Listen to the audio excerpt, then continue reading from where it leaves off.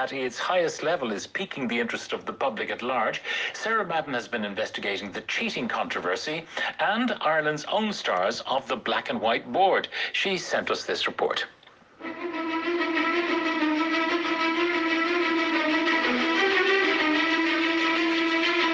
A cheating scandal in the chess world has captured the public's imagination. It's a scandal rocking the chess world. While growing allegations that 19-year-old chess star Hans Niemann has cheated his way through the ranks. With salacious accusations that are all over the board. Okay, I'm really fascinated by the drama within the story. Five-time world champion Magnus Carlsen. And what would the title of your autobiography be? Magnus Carlsen, Chess Genius. Says uncoached up-and-comer Hans Niemann used computer technology to beat him at the game. I've never, ever in my life cheated in an over-the-board game. And he's not the only player whose past conduct is raising flags. 3 French players who were sort of found guilty of this sophisticated conspiracy to cheat at the 2010 chess Olympiad. So could the attention provide chess with an opening to mainstream popularity? Or is this a blunder to check the trending game in its tracks? Chess is in many ways an art.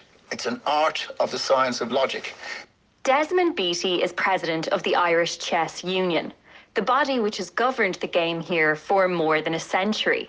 In his speech at the opening ceremony of the Glóney Gilbert International hosted by Ireland in 2015, Uachtarán Michael D. Higgins told us that the Fianna divided their education into 3 parts of the day. 1/3 of the day was spent playing hurling, and we all know Cullen used to hurl. The other 1/3 of the day was poetry for cultural references, but the 1/3 of the day was playing fiddle, Irish chess. So the history of Irish chess might be said to have started in legend. The game may have been in favour with our ancient ancestors, but by international standards, Ireland has relatively few players now. If you look at countries like Armenia, who have a population of 3 million and have a chess-playing population of 300,000, that's 10%. The island of Ireland, we have a population roughly of 7 million, and I'm not sure we even have 7,000 players. Hence, one of our strategic goals for Irish chess is to get to 50,000 players as soon as we can. That number is increasing, however, due to a few pandemic-related factors. One being The Queen's Gambit, a Netflix miniseries with Anya Taylor-Joy in the starring role.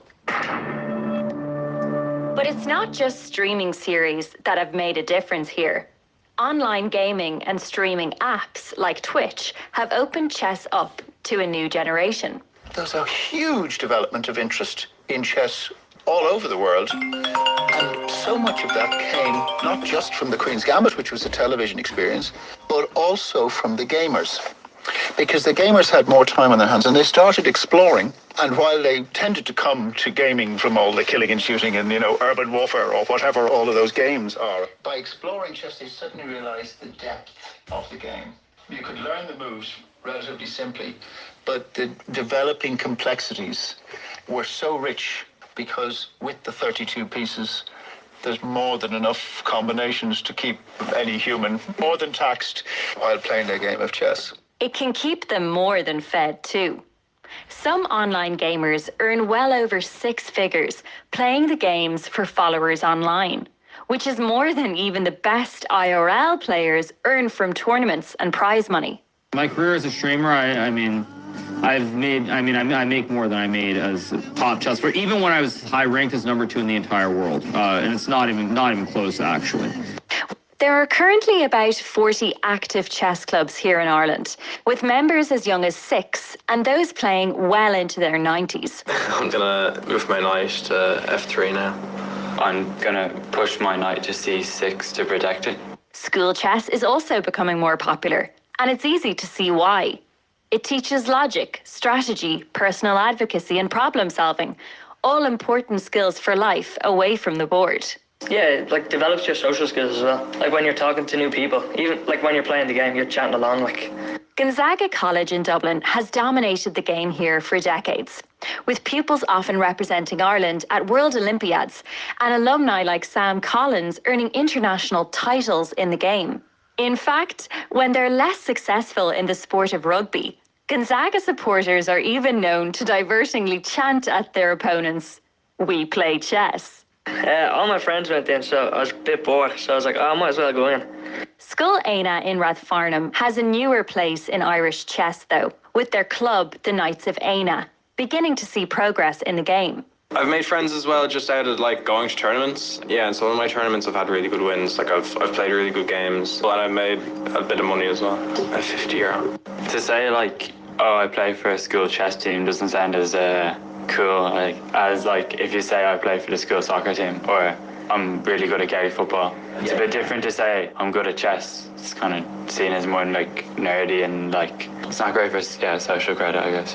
Though young players like 31-year-old Carlson are transforming the image of chess. With magazine covers, modelling deals, they're making the game cool again. In the 30s, I believe, top chess players in the Soviet Union, they kind of attained the status of kind of rock stars. I'm not kidding. It's hard to believe now, but they were. Alex Bourbon is Ireland's only Grandmaster, the highest rank a chess player can reach.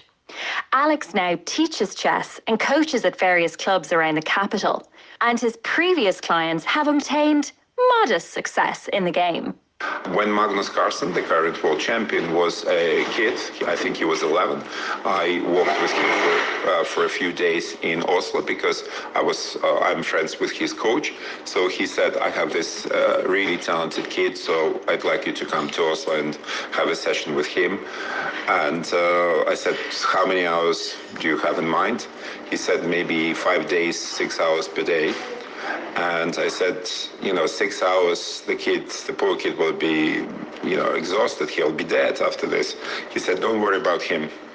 Worry about yourself. He'll be fine. And he was fine. In the likes of Georgia and Armenia, chess in school is not just an extracurricular. It's part of the primary school curriculum. It's actually part of the curriculum, something Desmond Beattie and the ICU want to see happen here. There's a whole raft of elements that using, as I say, the 64 alternate coloured squares and the 32 lumps of either wood or plastic that can be used to actually help deliver the curriculum. One of the most significant areas in where chess is seen as being able to provide curriculum support is in SPHE, development of social skills, because the learning around being a good loser and a good winner is very hard to include in the curriculum when you're out in the afternoon on the playing pitch.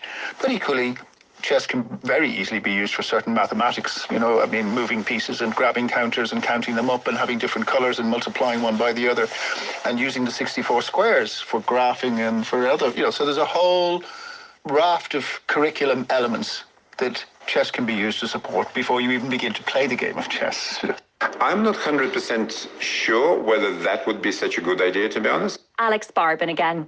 Also, when something is compulsory, sometimes it takes away, some of the attraction. So I don't think chess would be a thing for everyone. So there will be some people who would be naturally, some children who will be kind of drawn and that will just click with them. But there are some with whom it will not click. So kind of imposing this on them may be a bit unfair. Alex thinks the first move to improve our international standing is to get the game recognised as a sport. Though the Chess Olympiad is arguably the third largest sporting event in the world, Ireland doesn't offer chess any funding or other resources that sports here can avail of. Why isn't it considered a sport? That is not physical, I guess. That's one of the arguments.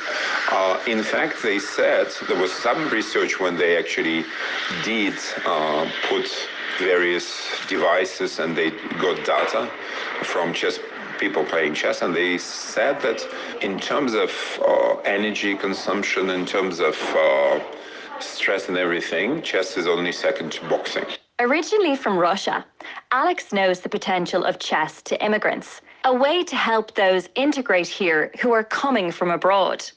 As chess is a common connection, it's becoming like a language to bridge the gap. 17-year-old Taran Kanya-Morala is from Portlaoise, and he's Ireland's youngest international master, the rank just below that of Grandmaster. I didn't like chess. It was too boring for me.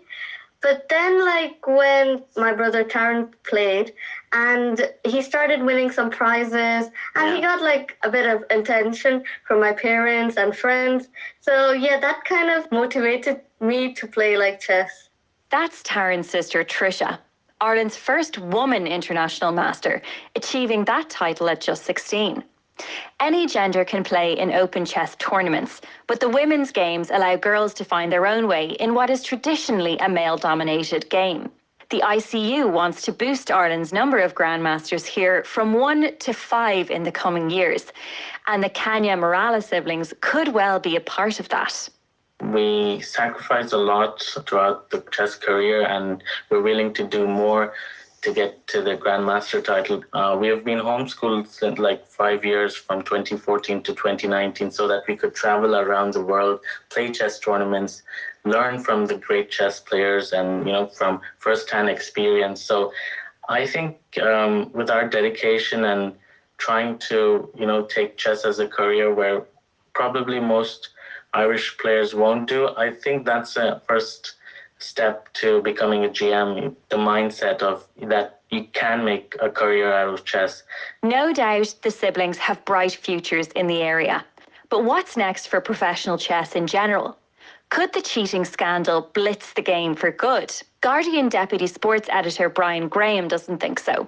Cheating is almost as old as the game itself. There's these legends going back centuries, across many cultures of disputes that have led to bloodshed. In the 18th century, there was a machine in Europe known as the Mechanical Turk that, purported to be able to defeat human opponents and even beat Napoleon and Benjamin Franklin. Only later it was discovered there was a human inside. There's these sort of stories that have gone through the generations with chess. Some commentators think the game needs desperate measures to curb cheating, even suggesting professional players play nude. But Alex Barbin offers a more practical approach. So this is unfortunately very common. That's why I, for example, don't play online. Because you cannot verify, and this sort of aura of mistrust, not very pleasant. So no excuse, because it just destroys the game. Maybe Alex is right. To save the sport, we might need to checkmate online chess. And that report from Sarah Madden.